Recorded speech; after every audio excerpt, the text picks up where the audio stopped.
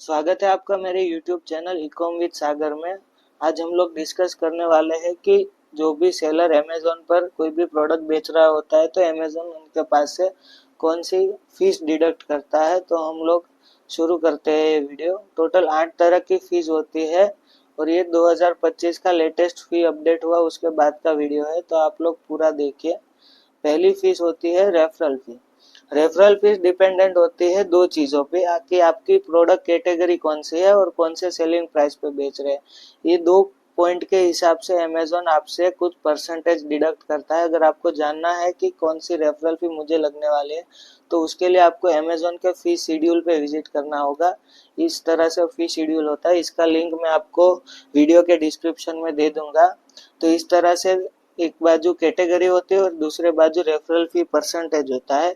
जैसे हम लोग देखते हैं ऑटोमोटिव में हेलमेट का, तो उसमें होता है कि राइट साइड पे यहाँ पे लिखा हुआ है कि लेस देन 300, मतलब 300 रुपये से कम का लिस्टिंग होगा तो 0% चार्ज लगेगा। 300 से 1000 का होगा तो 6.5% और 1000 के ऊपर का 8.5%। तो इस तरह से होता है रेफरल फीस। अभी हम लोग देखते हैं दूसरी फी है क्लोजिंग फी। क्लोजिंग फी होती है वो पर आइटम सोल्ड पे यानी पर यूनिट पे लगती है। जितने भी यूनिट आप बेचेंगे उतने यूनिट पे आपको फिक्स क्लोजिंग फी लगती है। हम चले जाते हैं क्लोजिंग फी के फी शेड्यूल पे।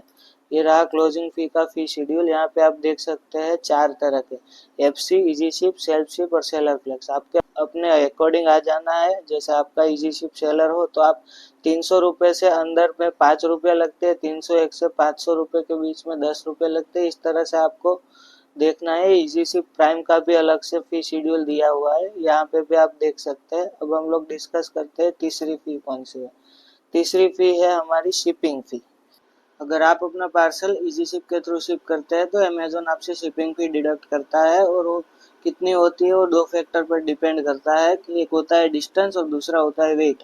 डिस्टेंस के अकॉर्डिंग 3 लेवल होते हैं, लोकल, रीजनल और नेशनल। दूसरा होता है वेट। वेट दो तरह के होते हैं, actual weight and volumetric weight. Actual weight जो होता है वो होता है जो पार्सल का वजन होता है, उसे एक्चुअल वेट कहा जाता है। और वॉल्यूमेट्रिक वेट पार्सल के डायमेंशन से नापा जाता है। उसका फॉर्मूला है length multiplied width multiplied height divided by 5000। जो भी वैल्यू आएगा वो किलोग्राम में आएगा। और actual weight and volumetric weight दोनों में से जो भी ज्यादा होगा उसे उसे इजी शिप कंसीडर करेगा। आइए हम लोग देख लेते हैं कि अमेज़न का जो शिपिंग फी है वो फी शेड्यूल में किस तरह से देखना होता है।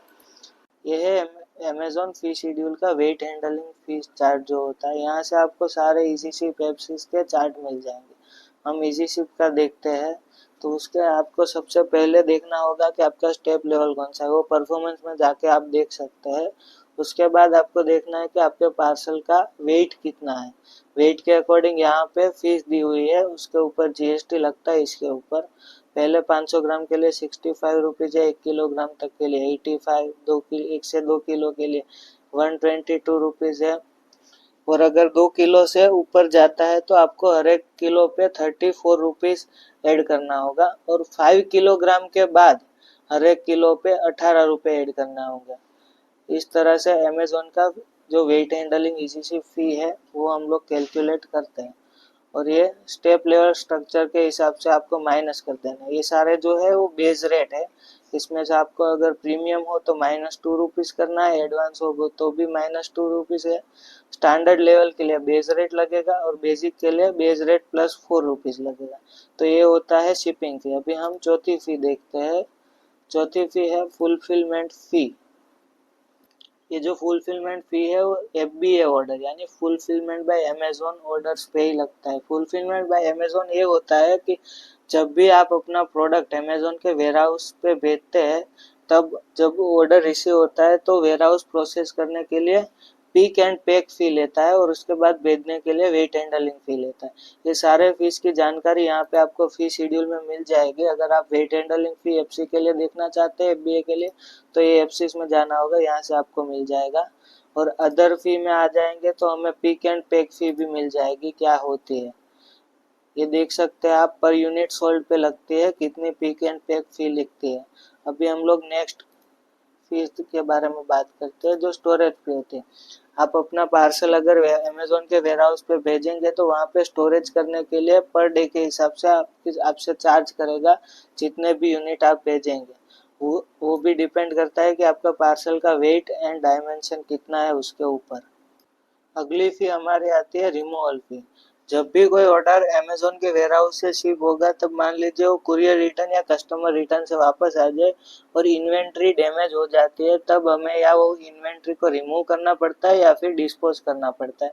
और इसके लिए भी अमेजोन आपसे रिमूवल फीस चार्ज करता है, और ये रिमूवल फीस आप देख सकते हैं यहाँ पे कितनी लगती है। Standard size, standard shipping, expedited shipping पे डिपेंड करता है कि कितनी फीस लगती है। अभी हम तीसरी फीस देखते हैं, रिटर्न हैंडलिंग फी।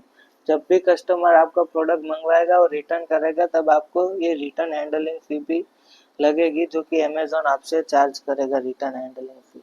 अभी एक लास्ट फी बची है, एडवर्टाइजिंग फी। ये तो फी की तरह से कंसीडर नहीं किया जा सकता है, एक ऑप्शनल चीज़ होती है। अगर आप अपना प्रोडक्ट एडवर्टाइज या मार्केटिंग करना चाहते हैं अमेजोन पे, तो उसके लिए आपको कैंपेन एक क्रिएट करना होगा और वो कैंपेन को बजट देना होता है।